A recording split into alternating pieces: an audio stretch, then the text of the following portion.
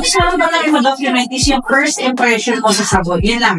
Yung first impression mo dito. So, Mere Blessings, meron po tayo ulit dito na client na gusto nang maamoy ang ating product sa sabon. And gusto ko kasi makapture yung mismong reaction niya pag inamoy niya na yung sabon.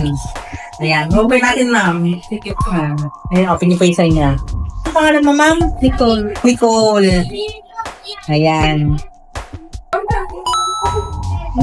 Mababango. May di ba? May nayansin na may collagen, may glutathione niyang inuan. Huwag mo siyang ibababad sa mukha mo ng more than 3 minutes kasi medyo hahapiyan. Kasi kung may gawin talaga siya, papaputin, pampaliit talaga ng pores. Unang gamit mo, may mararamdaman ka na kagad na pag-batak effect.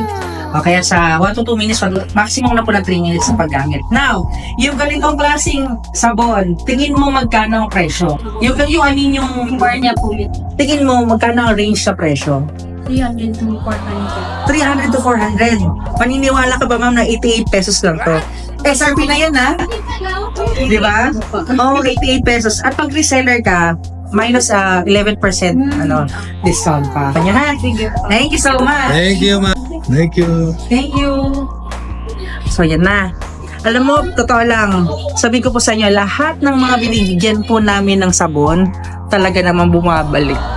Alam mo yung tipong una, syempre ayaw natin sila pilitin, pero magugulat ka maya-maya bumabalik sila para bumili ng ating sabon. So, thank you sa napakagandang produkto. Mere Blessings.